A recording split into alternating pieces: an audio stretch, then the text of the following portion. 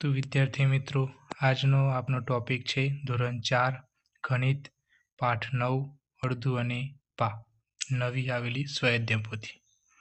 તો ચલો આગળ જોઈએ. પ્રશ્ન પહેલો છે કે આપેલા અપૂર્ણાંક જેટલી વસ્તુની ઉપર રાઉન્ડ કરો. તો પહેલા પ્રશ્નની અંદર 1/2 એટલે કે અડધા દડાની ઉપર રાઉન્ડ કરવાનું છે. બીજાની અંદર 3/4 એટલે કે 4 માંથી 3 ભાગ કરવાના, એટલે કે 1 લાઈન 2 લાઈન 3 લાઈન 4 લાઈન માંથી 3 ભાગ રાઉન્ડ કર્યા. ચોથા પ્રશ્નમાં 1/4 એટલે કે 8 માંથી 2 પેન્સિલ રાઉન્ડ કર્યા અને પાંચમામાં 1 ફૂલ રાઉન્ડ કરેલું છે. પ્રશ્ન 2, રંગીન ભાગને અપૂર્ણાંક સ્વરૂપે લખો. તો પહેલાની અંદર 15/20 લખવાના, બીજામાં 3/12 લખવાના.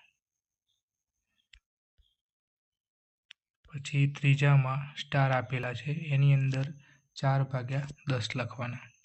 ત્રીજો પ્રશ્ન છે યોગ્ય જોડ બનાવી ડી ખાનામાં લખો. તો પહેલાની સામે ખ અને એની સામે બી અડધો આવશે. એ જ રીતે બીજામાં 1/4 છે તો એની સામે ક અને એની સામે ક એટલે પા ભાગ એટલે કે સી આવશે. ત્રીજામાં 3/4 આપેલા છે એટલે કે ઘ એટલે કે પોણો ભાગ એટલે કે ગ અને ઈ આવશે. એ જ રીતના ચોથામાં 1 એટલે આખો ભાગ આપેલો છે એટલે કે ઘ અને એની સામે આખો ભાગ એટલે કે ડી આવશે. ચોથો પ્રશ્ન, નીચે આપેલ આકૃતિમાં કેટલો ભાગ રંગીન છે તે જણાવો. તો પ્રથમ આકૃતિમાં 1/2 લખવાના છે, બીજી આકૃતિમાં 1/4 લખવાના છે, ત્રીજી આકૃતિમાં 1/2 લખવાના છે, ચોથાની આકૃતિના બધા જ રંગ પૂરેલા હોવાથી એમાં 1 લખવાનું છે, પાંચમામાં 1/4 લખવાનું છે, છઠ્ઠામાં 3/4 લખવાનું છે. પાંચમો પ્રશ્ન, આપેલ અપૂર્ણાંક અનુસાર આકૃતિમાં રંગ પૂર્ણ કરો. તો પહેલું આકૃતિમાં 1/2 એટલે કે અડધા ભાગમાં કલર પૂરવાનો છે, બીજી આકૃતિમાં 3/4 એટલે કે 4 ભાગમાંથી 3માં રંગ પૂરવાનો છે, ત્રીજામાં 1/4 એટલે કે ચોથા ભાગમાં રંગ પૂરવાનો છે. પછી ચોથામાં 1/2 એટલે કે અડધે બોક્સમાં રંગ પૂરવાનો છે, પાંચમામાં 3/4 એટલે કે 4માંથી 3 ભાગમાં કલર પૂરવાનો છે, છઠ્ઠામાં 1/4 એટલે કે ચોથા ભાગમાં રંગ પૂરવાનો છે. છઠ્ઠો પ્રશ્ન, માંગ્યા મુજબ જવાબ આપો. તો વિદ્યાર્થી મિત્રો, ગુલાબી રંગના, લીલા રંગના, પીળા રંગના વર્તુળો આપેલા છે. તો પ્રથમ પ્રશ્ન છે ગુલાબી રંગના વર્તુળ કુલ વર્તુળના કેટલામો ભાગ દર્શાવે છે. તો અહીં કુલ વર્તુળ 16 આપેલા છે એટલે કે 1/4 ભાગ દર્શાવે છે. પીળા રંગના વર્તુળ કુલ વર્તુળનો કેટલામો ભાગ દર્શાવે છે. તો એમાં પણ 1/4 જવાબ આવશે. ત્રીજો પ્રશ્ન, લીલા રંગના વર્તુળ કુલ વર્તુળનો કેટલામો ભાગ દર્શાવે છે. એમાં 1/2 આવશે. ચોથો પ્રશ્ન, લીલા અને ગુલાબી રંગના વર્તુળ સાથે મળી કુલ વર્તુળનો કેટલામો ભાગ દર્શાવે છે. તો એમાં 3/4 જવાબ આવશે.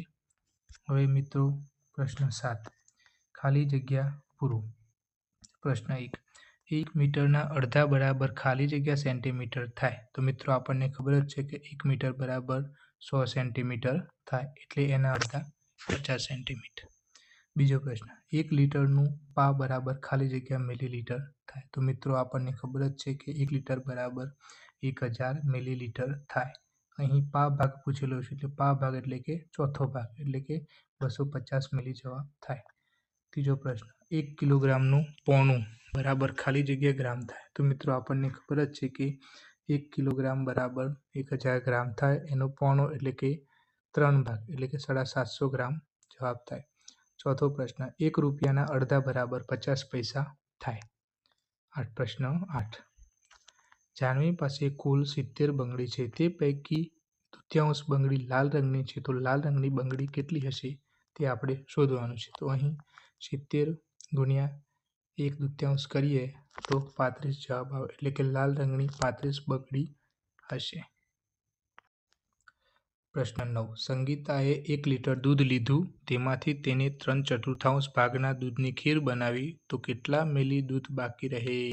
તો વિદ્યાર્થી મિત્રો આપણને ખબર જ છે કે 1 લીટર બરાબર 1000 મિલીલીટર થાય, માટે બરાબર 1000 ગુણ્યા 3/4 કરીએ તો આપણને છેદ ઉડાડતા 750 મિલી જવાબ મળે છે. માટે બાકી દૂધ બરાબર 1000 ઓછા 750 કરીએ તો 250 મિલી જવાબ આવે. 10મો પ્રશ્ન. હિના પાસે 1 મીટર રિબિન છે. તેમાંથી તે ચોથા ભાગની રિબિન અનિતાને આપે છે. તો તેની પાસે કેટલા સેમી રિબિન બચે? તો વિદ્યાર્થી મિત્રો, આપણને ખબર જ છે કે 1 મીટર બરાબર 100 સેન્ટીમીટર થાય. માટે બરાબર 100 ગુણ્યા 1/4, તો છેદ ઉડાડતા 25 સેન્ટીમીટર જવાબ આવે.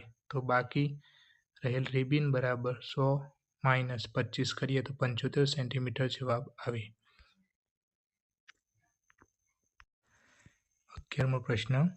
અનિલ પાસે 8 ભમરડા છે. તેમાંથી 2 ભમરડા વાદળી રંગના છે. તો વાદળી રંગના ભમરડાને અપૂર્ણાંકમાં દર્શાવે. તો અહીં વિદ્યાર્થી મિત્રો, કુલ ભમરડા અનિલ પાસે કેટલા છે? 8 રંગના. એમાંથી વાદળી રંગના 2 છે. માટે અહીંયા અપૂર્ણાંકમાં દર્શાવવા માટે આપણે હંમેશા અપૂર્ણાંકમાં નીચે કુલ સંખ્યા લખીશું અને એના ઉપરના ભાગમાં જેટલા રંગના હોય એ સંખ્યા લખીશું. અહીં કુલ 8 છે, માટે 2/8 લખીશું.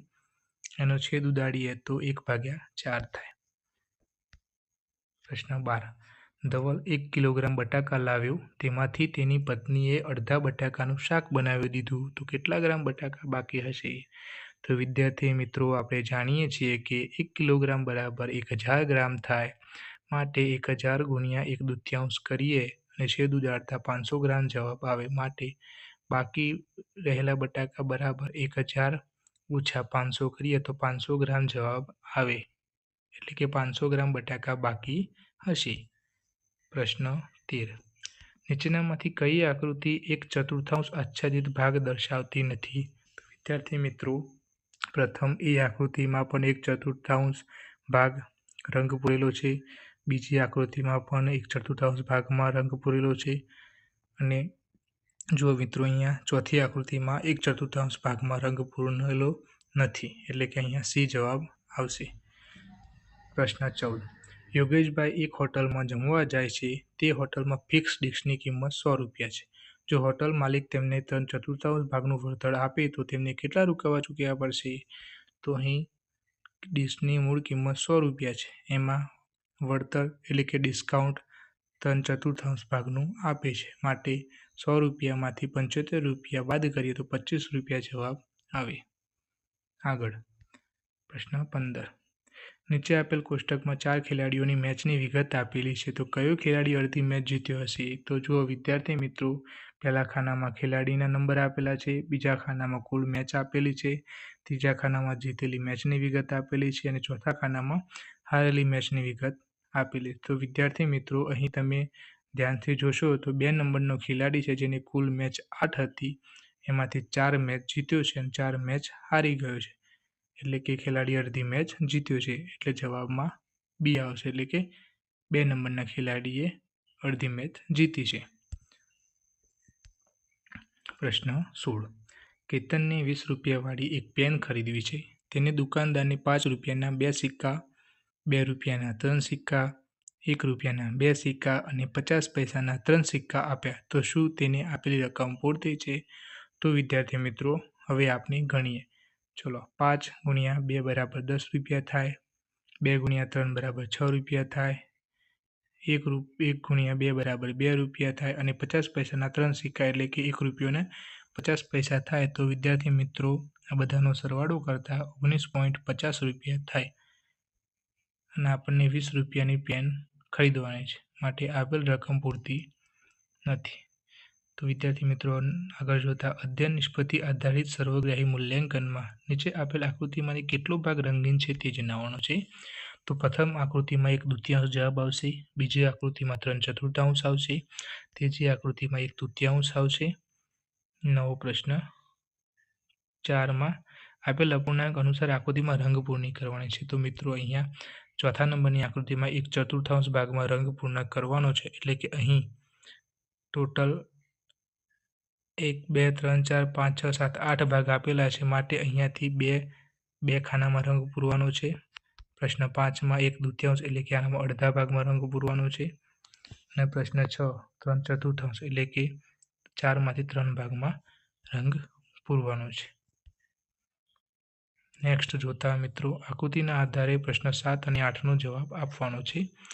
તો વિદ્યાર્થી મિત્રો આકૃતિમાં જોઈ શકાય છે કે ત્રિકોણ, ચોરસ અને વર્તુળ આપેલા છે, તેના ઉપરથી પ્રશ્નોના જવાબ આપવાના છે।